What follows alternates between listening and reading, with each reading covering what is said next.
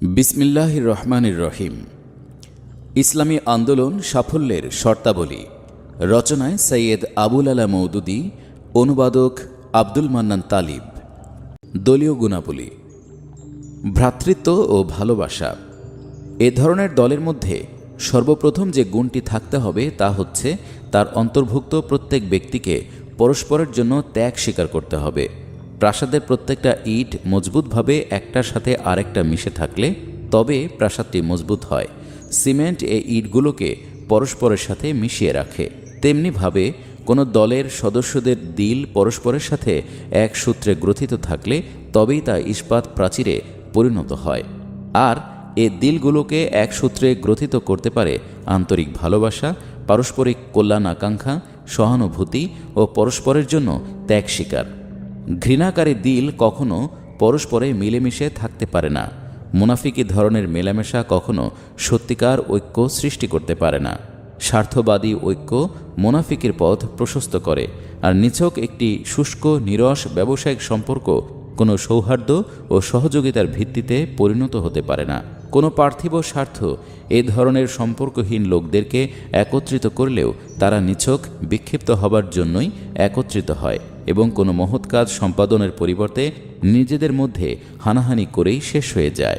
যখন একদল নিঃস্বার্থ চিন্তার অধিকারী ও জীবন উদ্দেশ্যের প্রতি প্রগাঢ় অনুরাগী লোক একত্রিত হয়, অতঃপর চিন্তার এই নিঃস্বার্থতা ও উদ্দেশ্যের প্রতি এ অনুরাগ তাদের নিজেদের মধ্যে আন্তরিকতা ও ভালোবাসার সৃষ্টি করে।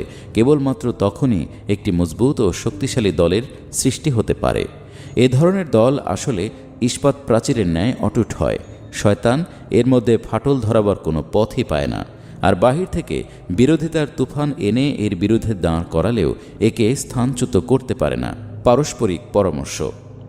দ্বিতীয় প্রয়োজনীয় গুণ হচ্ছে এ দলকে পারস্পরিক পরামর্শের ভিত্তিতে কাজ করতে হবে এবং পরামর্শের নিয়ম নীতি পুরোপুরি মেনে চলতে হবে।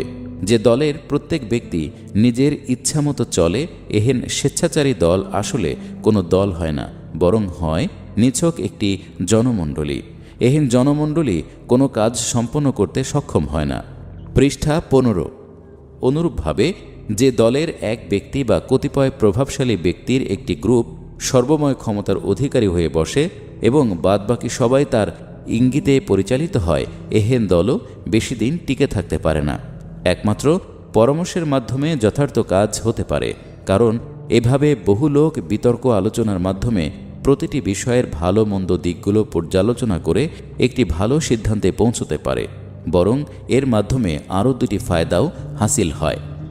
এক, যে কাজের পেছনে প্রত্যক্ষ বা পরোক্ষভাবে সমগ্র দলের পরামর্শ কার্যকরী থাকে, সমগ্র দল মানসিক নিশ্চিন্ততার সাথে তা সম্পাদন করার চেষ্টা করে, সেক্ষেত্রে একথা কেউ চিন্তা করে না যে ওপর থেকে কোনো বস্তু তার উপর চাপিয়ে দেওয়া হয়েছে।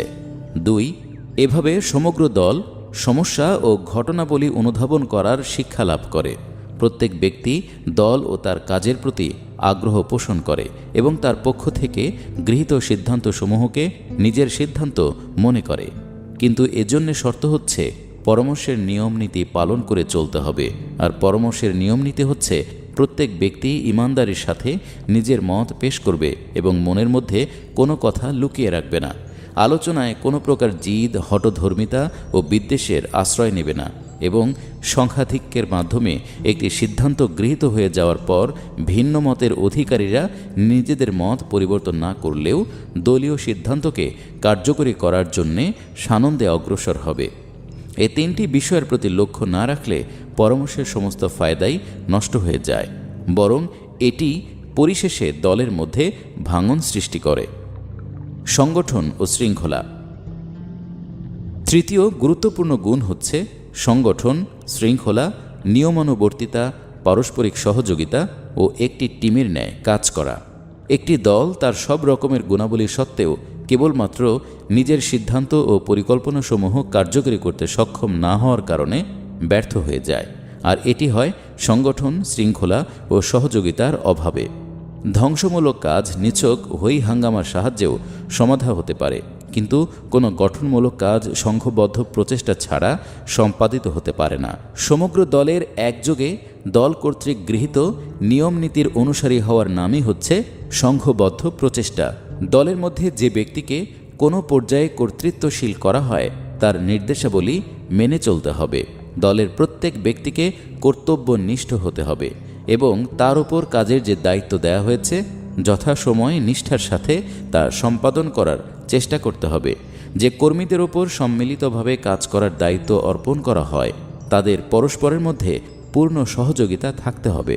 দলের মেশিন এমন পর্যায়ে সক্রিয় হতে হবে যে একটি সিদ্ধান্ত গৃহীত হবার সাথে সাথেই তাকে কার্যকরী করার জন্য তার সকল কল কবজা চালু হয়ে যাবে। দুনিয়ায় এ ধরনের দলই কোনো কাজ সম্পন্ন করতে পারে।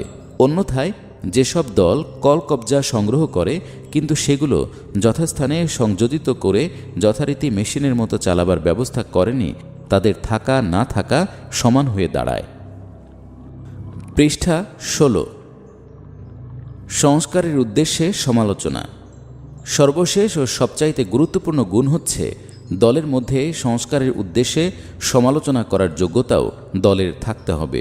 অন্ধ অনুসারী ও সরল মনা ভক্তবৃন্দ যতই সঠিক স্থান থেকে কাজ শুরু করুক না কেন এবং যতই নির্ভুল উদ্দেশ্য ও লক্ষ্য সামনে রেখে অগ্রসর হোক না কেন, অবশেষে তারা সমগ্র কাজ বিকৃত করে যেতে থাকে। কারণ মানবিক কাজে দুর্বলতার প্রকাশ স্বাভাবিক ব্যাপার, কিন্তু যেখানে দুর্বলতার প্রতি নজর রাখার কেউ থাকে না, অর্থাৎ তা চিহ্নিত করা দোষ রূপে বিবেচিত হয় না, সেখানে গাফলতি বা অক্ষমতা পূর্ণ নীরবতার কারণে সব রকমের দুর্বলতা নিরুদ্বেগ ও নিশ্চিন্ততার আশ্রয়স্থলে পরিণত হতে থাকে এবং ধীরে ধীরে তা দ্বিগুণ চতুর্গুণে বৃদ্ধি পেতে থাকে। দলের সুস্থ সবল অবয়ব ও রোগমুক্ত দেহের জন্যে সমালোচনার অভাবের চাইতে ক্ষতিকর আর কিছু নেই। আর সমালোচনামূলক চিন্তাকে দাবিয়ে দেওয়ার চাইতে দলের জন্যে বড় অকল্যাণাকাঙ্ক্ষা আর কিছুই হতে পারে না। এ সমালোচনার মাধ্যমেই দোষ ত্রুটি যথাসময়ে প্রকাশিত হয় এবং তার সংশোধনের চেষ্টা চালানো যায়। কিন্তু সমালোচনার অপরিহার্য শর্ত হচ্ছে এই যে তা দোষ দেখাবার উদ্দেশ্যে হতে পারবে না, বরং পূর্ণ আন্তরিকতা সহকারে সংশোধনের উদ্দেশ্যে হতে হবে। এবং এই সঙ্গে দ্বিতীয় সমান গুরুত্বপূর্ণ শর্ত হচ্ছে এই যে সমালোচনাকারীকে যথার্থ সমালোচনার পদ্ধতিতে সমালোচনা করতে হবে। একজন দোষ সন্ধানকারী সদুদ্দেশ্য প্রণোদিত সমালোচকের বেয়াড়া, বেকায়দা, অসময়োচিত ও বাজে সমালোচনাও দলকে ঠিক একই পর্যায়ের ক্ষতির সম্মুখীন করতে পারে।